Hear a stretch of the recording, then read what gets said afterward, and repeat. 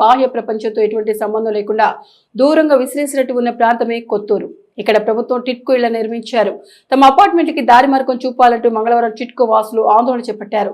తమకు బయటకు వెళ్లే మార్గం లేదు, రవాణా సౌకర్యం లేక బయటకు వెళ్లాలంటే నరకాన్ని చూస్తున్నామంటూ మీడియాకు తమ గోడును విన్నవించారు. ఇప్పటివరకు తాగునీరు, పారిశుద్ధ్యం వంటి మౌలిక సదుపాయాలు ఏమీ లేకపోయినా ఓర్పుగా సర్దుకుపోతున్నామన్నారు.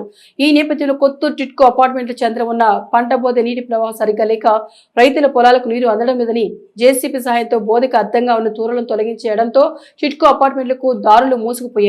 మెయిన్ గేట్ దగ్గర ఉన్న తూములను కూడా ఉంచుతారో లేదోనన్న అయోమయ స్థితిలో అపార్ట్మెంట్ వాసులు ఆందోళనకు దిగారు. ఇటు పంట బోదే, అటు చేలు, ఆ 8 అడుగులు సన్నని సీసీ రోడ్డు వెంబడి వెళుతుంటే ఏదైనా వాహనం ఎదురైందంటే అంతే సంగతులు. తప్పుకోవడానికి కానీ ముందుకు వెళ్ళడానికి కానీ దారి లేదని వారంతా ఆవేదన వ్యక్తం చేశారు. ఈ ఆందోళనకు టిట్కో వాసులకు బాసటగా నిలిచారు BCY party incharge Barla Srinivas Yadav. Colony వాసులకు అండగా ఉంటారని ఆయన భరోసా ఇచ్చారు. టిట్కో సమస్యలపై శ్రీనివాస్ యాదవ్ గళం ఇప్పారు. ఇక్కడ ప్రజలు అడుగడుగున సమస్యతో సతమతమవుతున్నారన్నారు. ఈ కార్యక్రమంలో అధిక సంఖ్యలో టిట్కో అపార్ట్మెంట్ వాసులు పాల్గొన్నారు. నమస్కారం అండి. అంబేద్కర్ కోనసీమ జిల్లా రామచంద్రపురం మండలం 1వ వార్డు కత్తూరు టిట్కో ఇళ్లకు సంబంధించి ఈరోజు ఈ మీటింగ్ అంతా కూడా పెట్టడం జరుగుతుంది. దీని యొక్క ముఖ్య ఉద్దేశం ఏంటంటే 2000 పైసలకు ఉన్న ఈ గృహాలకు ముఖ్యంగా రహదారి మార్గం ఏదైతే ఉందో అది పూర్తిగా ఫెయిల్ అయిందని మనం చెప్పవచ్చు. ఈరోజు ప్రైవేట్ లేఅవుట్ ఏదైనా ఆ యొక్క పర్మిషన్ కూడా గవర్నమెంట్ ఇవ్వడం లేదు. అటువంటి సందర్భంలో 2000 పైసలకు గృహాలు ఇచ్చినటువంటి పేదల ఇల్లులు, ఈ యొక్క పేదలకు ఇల్లులు ఇచ్చారు కానీ రహదారి మార్గం ఏర్పాటు చేయలేకపోవడం గవర్నమెంట్ ఫెయిల్ అయిందని చెప్పుకోవచ్చు. 8 అడుగులు రోడ్డు ఇవ్వడం అంటే అది ఏ ఉద్దేశం చేత ఇచ్చారనేది అధికారులు కూడా ఈ విషయంపై వివరణ ఇవ్వాల్సి ఉంది. ఇచ్చిన 8 అడుగుల రోడ్డులో కూడా ఈ అపార్ట్మెంట్స్కి సంబంధించి వీధుల నుండి మెయిన్ రహదారి మార్గం అనుకుంటున్నాం, అది రహదారి మార్గం కాదు. విలేజ్ల్లో కూడా అంత చిన్న రోడ్లు ఉండవు. ఆ 8 అడుగుల రోడ్డుకి ఉన్న ఈ వీధుల నుండి కనెక్ట్ అయినటువంటి రోడ్డు ఏదైతే ఉందో ఆ రోడ్లన్నీ కూడా ఇప్పుడు అధికార గవర్నమెంట్ ఏదైతే ఉందో టీడీపీ ప్రభుత్వం వచ్చిన తర్వాత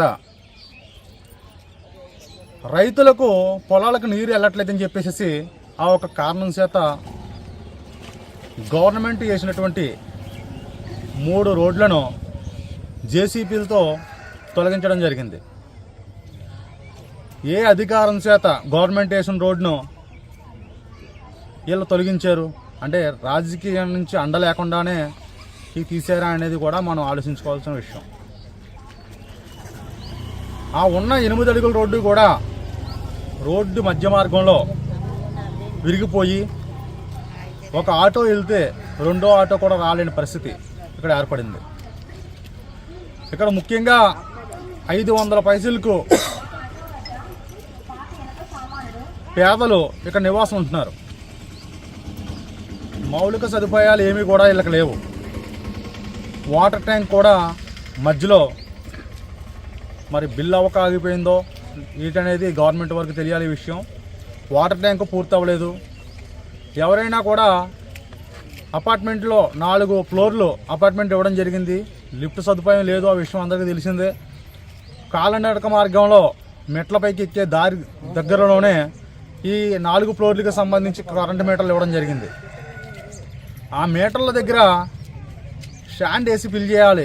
బయటకు వైర్లన్నీ కూడా బయటకు వచ్చేస్తున్నాయి. ఏదైనా కట్ అయిపోయి ఉండి ఏదైనా పిల్లలు కానీ కరెంట్ బిల్లు తీసుకోవడానికి వెళ్తే అక్కడ ప్రమాదాలు జరిగే అవకాశం చాలా ఎక్కువగా ఉంది. ఆ యొక్క ఖాళీ ప్రదేశం ఏదైతే ఉందో దాన్ని స్టాండ్తో క్లోజ్ చేసి వాళ్ళకి రక్షణ కల్పించవలసిన బాధ్యత అధికారుల పైన ఉంది.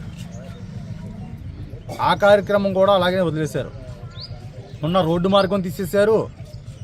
కరెంట్ మీటర్ల దగ్గర ఉన్న ఆ యొక్క ఖాళీ ప్రదేశాన్ని ఇప్పటి వరకు కూడా పూడ్చకపోవడం, కరెంటు బిల్లు కట్టకపోతే ఈరోజు కట్టకపోతే రేపు పీజీ తీసుకెళ్ళిపోతారు. ఆ క్రమంలో మన ఆ అధికారుల నీటికి చాలా ఇబ్బందిగా గురవుతున్నారు. ఆ వాటర్ ట్యాంక్ ఇప్పటి వరకు కూడా పూర్తి చేయకపోవడం మేజర్ ప్రాబ్లం అని మనం చెప్పుకోవచ్చు. అదేవిధంగా రహదారి మార్గంలో కత్తూరు నుంచి బైపాస్కి వచ్చే రోడ్లో డంప్ యార్డ్ రోడ్డు మీదకి వచ్చి చాలా ఇబ్బందులకు గురవుతున్నారు. ఆ డంప్ యార్డ్ అంటించే క్రమంలో ఆ పొగది కూడా కమ్మేసి 4 రోడ్ల జంక్షన్లో లారీలు అవి కూడా చాలా వేగంగా వస్తాయి. అక్కడ స్కూల్ పిల్లలు, వృద్ధులు, వికలాంగులు కూడా అదే రోడ్డు పైన వెళ్ళడం జరుగుతుంది. ఏదైనా జరగనానిది జరిగిన తర్వాత మనం స్పందించే కన్నా ముందుగా ఈ ప్రజలకు ఏదైనా న్యాయం చేయాలి. అంటే గవర్నమెంట్ దీనిపైన ఖచ్చితంగా ఒక చర్య తీసుకోవాలి.